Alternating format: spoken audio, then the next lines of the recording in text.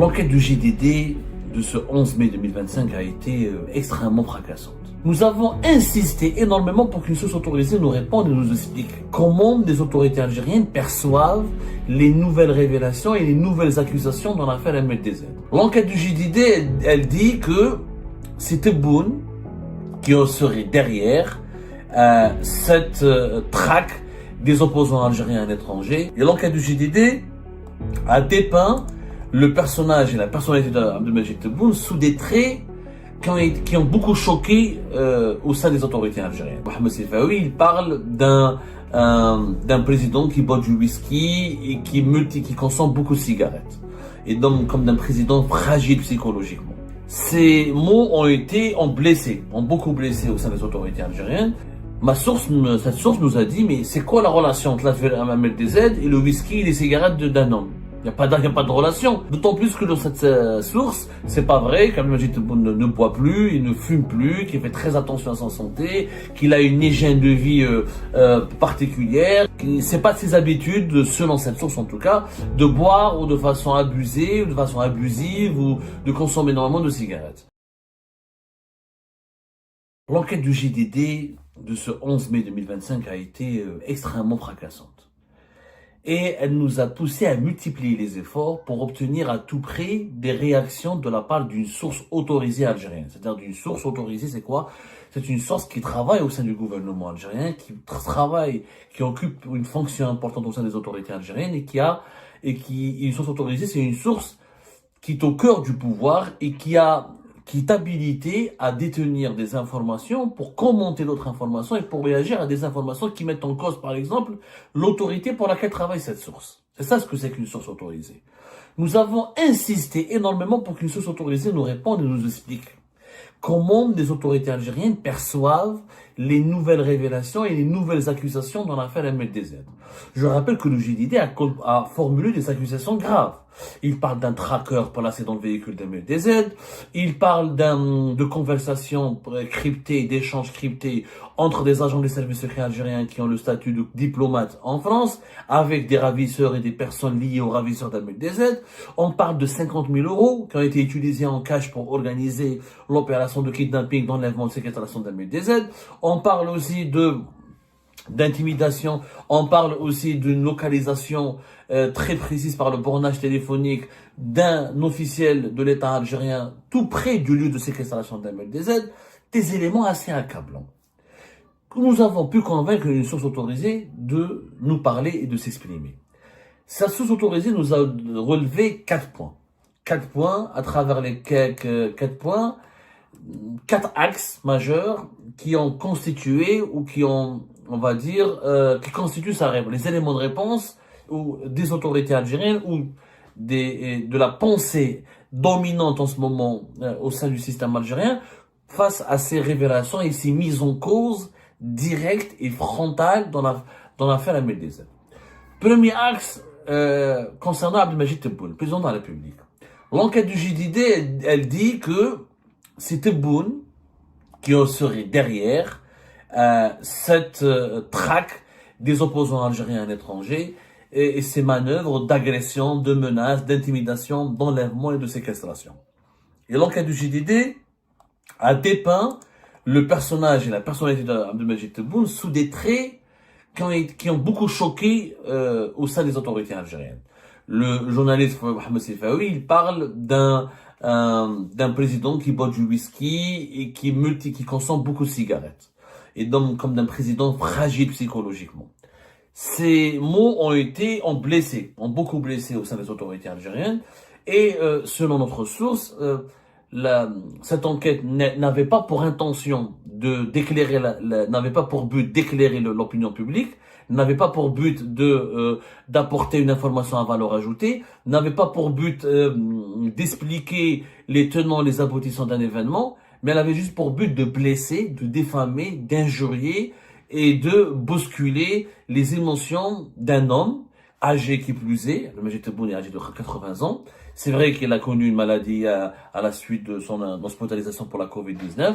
Et les autorités, cette source en tout cas, elle nous explique qu'au sein des autorités algériennes, on a perçu cette enquête de JDD comme une sorte d'atteinte, voilà, une sorte d'atteinte à la dignité humaine de Abdelmajid Tebboune. Cette source nous a dit, mais c'est quoi la relation entre l'affaire Ahmed DZ et le whisky et les cigarettes d'un homme? Il n'y a pas de relation. Il y a bien des personnes qui boivent et qui commandent pas des assassinats. Il y a des personnes qui boivent et qui sont gentilles, qui sont sympathiques, etc.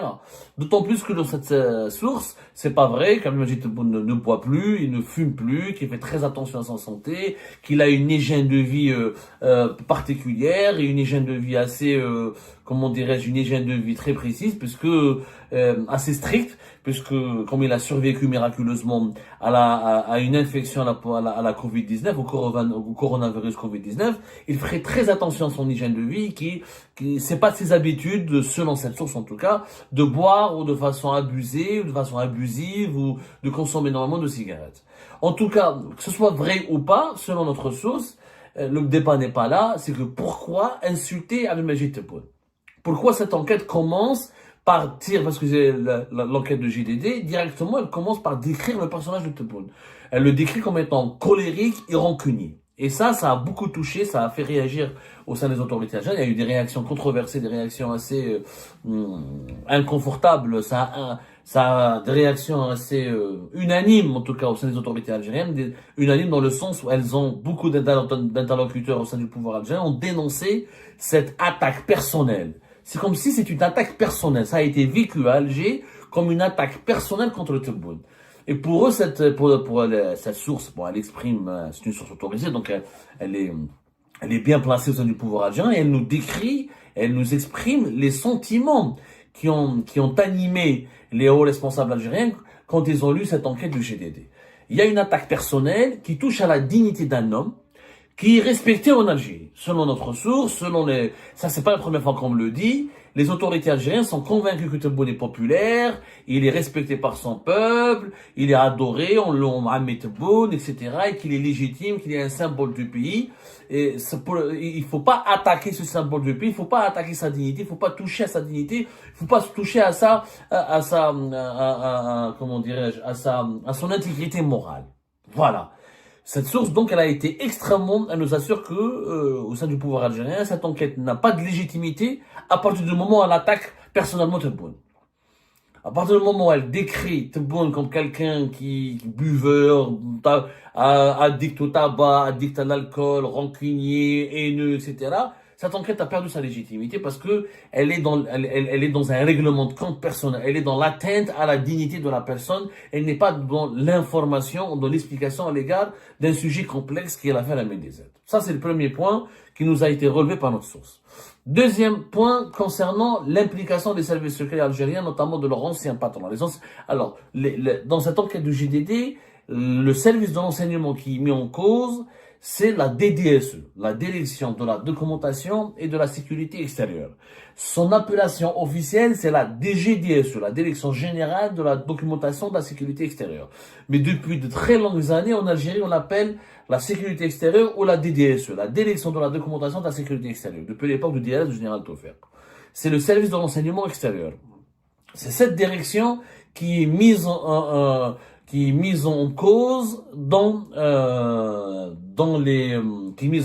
l'enquête du GDD, du journal de dimanche, par le journaliste franco-algérien Mohamed Zifaoui. Alors, son ancien responsable de 2022 à 2024, jusqu'à septembre 2024, c'était le général Mehna Djebbar. Le général Mehna Djebbar est-ce qu'il aurait lui-même commandité ou orchestré les enlèvements, les kidnappings, les agressions des opposants algériens à l'étranger? Notre source, elle estime que c'est pas fiable, que ce n'est pas du tout raisonnable cette accusation, pour une raison simple, c'est que Mehna Djebbar est malade durant l'année 2024, l'année durant laquelle il y a eu l'affaire Ahmed DZ et l'affaire Hicham Aboud notamment. Bon, mon affaire, moi, c'était juillet 2023. Mais déjà, à partir de la deuxième partie de l'année 2023, surtout fin 2023, et durant toute l'année 2024, Mehna Djebbar était malade, était très malade, était gravement malade. Il a même été opéré à l'étranger. Il est venu ici en France, il s'est soigné en France, en Normandie comme à Paris. Il était suivi médicalement et il était très malade.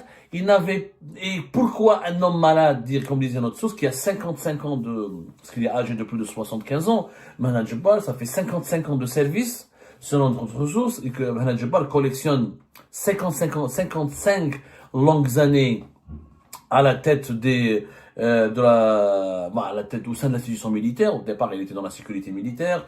Dans les années 90, il était à la tête de la DCSA, Direction centrale de la sécurité de l'armée. Il n'a jamais dirigé une direction de services secrets civils, ou une direction qui est orientée vers l'étranger. C'est la première fois, c'était en 2022, quand il a été nommé à la tête de la DDSE. Vu son âge, vu son état de santé et vu son parcours, selon notre source, il n'a rien à gagner. Mohamed Jabbar n'aurait jamais pu cautionner qu'une opération grave pour attenter à la sécurité ou la vie d'un opposant soit dirigée sous son règne. Il n'aurait rien à gagner, il ne pourrait pas accepter, il n'aurait pas pu cautionner une telle opération ou de telles pratiques. Il est à la fin de sa vie, il est malade.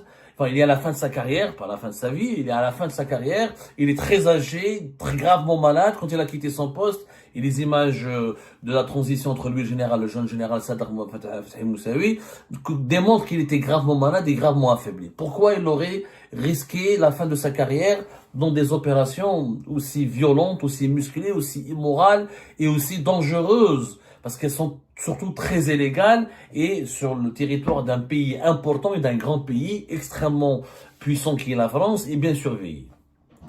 Troisième point concernant le général Sadr Moussaoui. Notre source autorisée nous a expliqué que les accusations du GDD ne sont pas crédibles. Pourquoi elles ne sont pas crédibles? Parce que Sadr Moussaoui n'est pas connu comme étant un homme brutal. Il n'est pas présenté comme un homme brutal. C'est pas quelqu'un qui est outillé ou qui a été formé pour mener des opérations spéciales ou pour le contre-terrorisme, pour l'infiltration. Tout ce qui est action musclée, violente, armée, tout ça, ça ne relève pas de ses champs de compétences. Ça ne relève pas de son parcours personnel. Il était en Allemagne. C'est quelqu'un qui, selon notre source, Moussaoui, c'est plus un intellectuel ouvert sur le reste du monde, qui est plus fort dans le relationnel, dans le diplomatique, qui a hérité de son père cette proportion ou cette passion pour la diplomatie. Il est plus dans l'analyse, dans la collecte de l'information que dans l'opérationnel. Qui n'a pas d'expérience, ni de savoir-faire, ni il n'a pas le profil, clairement, il n'a pas le profil du tueur. C'est pas quelqu'un qui a connu les années 90, il n'a pas travaillé durant les années 90, il sait pas ce que c'est que les opérations musclées, violentes, d'élimination. C'est quelqu'un qui est présenté comme un nouveau dirigeant, moderne, pas violent, pas brutal, pas agressif. Son profil, selon notre source, ne colle pas au fait qu'on lui reproche par le JDD, qui est, encore une fois, l'organisation du kidnapping, de l'enlèvement, et de la séquestration, de l'agression des opposants algériens, dont notamment Ahmed Dezad et Hichem Apout. Quatrième point évoqué par notre source, c'est le point du colonel Mouad, qui est colonel Mouad, dont le nom a été cité par le GDD. On a sorti son nom totalement, son véritable nom algérien. Alors lui, il se fait connaître, il est connu sous le nom de Mouad, son pseudonyme, son nom de code, on va dire. Son identité au sein des services secrets algériens, c'est le Mouad. Mouad, comme Mohamed Jabbar, il est issu de la sécurité militaire. Il est venu avec Mohamed Jabbar à la DDSE. Et de 2022 à 2024, selon notre source, il avait effectivement dirigé la cellule anti-subversion, mais qui avait pour rôle de collecter des informations, d'espionner effectivement, et de travailler pour comment contrecarrer les opposants algériens surclassés, subversifs à l'étranger.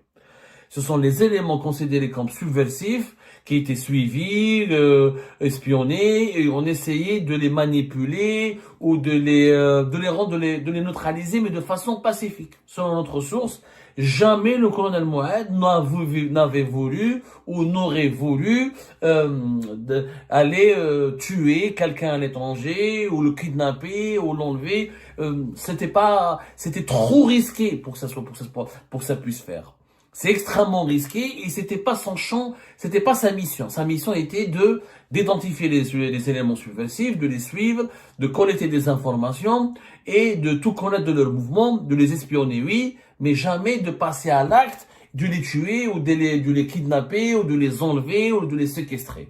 Selon notre source, Ça sort de le, c'est pas possible à réaliser. La France est notre pays, c'est pas le maquis algérien, c'est pas l'Algérie. La France, elle a ses propres services secrets, elle a son propre contre-espionnage, elle a ses autorités, elle a, elle a ses garde-fous. C'est pas évident, c'est extrêmement pas évident. Je veux dire, selon notre, pour reprendre le terme de notre source, ce serait suicidaire d'aller monter une opération aussi risquée que le kidnapping d'un bien opposant. Surtout cette opération est malmenée, elle fonctionne pas, elle échoue, et là, elle laisse des traces. Donc voilà, concernant le point du colonel Mouad, notre source estime que il a été injustement accusé et dépeint comme étant un criminel et un grand salopard, alors qu'il faisait que, encore une fois, que de l'information, que de collecter, qu'espionner et collecter des informations et de suivre d'identifier les opposants subversifs, de les espionner et de les suivre, mais jamais avec la volonté de transgresser une ligne rouge qui est de les attenter ou d'attenter à leur vie ou de mettre en péril leur intégrité physique. Par ailleurs, il y a un autre point qui a fortement interpellé et étonné, voire même choqué les, les autorités algériennes, les sources proches des autorités algériennes. Notre source affirme que dans le GDD, il y a des éléments qui ne sont pas dans le dossier judiciaire et que le journaliste du GDD, Mohamed Sifaoui, l'auteur de l'enquête, a pu sortir des éléments que la justice française n'a pas encore, sur lesquels n'a pas encore communiqué ou qu'elle n'a pas encore enregistré dans le dossier judiciaire, notamment sur la question du tracker. Donc les autorités algériennes se disent comment est-ce possible qu'un journaliste soit mieux informé qu'un juge d'investigation. Comment est-ce possible? Et ça, les autorités algériennes ont du mal à croire. Ou il s'agit d'une manipulation, ou la justice n'est pas au courant, ou c'est faux, c'est pas vrai. C'est pour ça que la justice n'est pas au courant. En tout cas, ils ont été très choqués par ce point-là. Là, nous avons parlé avec Mohamed Sifaoui tout à l'heure. On a expliqué dans une précédente émission que Mohamed Sifaoui nous a reconnu qu'il avait accédé à des documents sécuritaires, qu'il a des sources sécuritaires, pas des documents judiciaires, et que ces informations ont été confirmées par une exploitation technique de certains matériaux physiques, et que ces informations ont été versées que récemment dans le dossier judiciaire. C'est peut-être pour cette raison que les autorités algériennes ne sont pas au courant par le canal judiciaire officiel, qui est le parquet national antiterroriste relevant du tribunal judiciaire de Paris.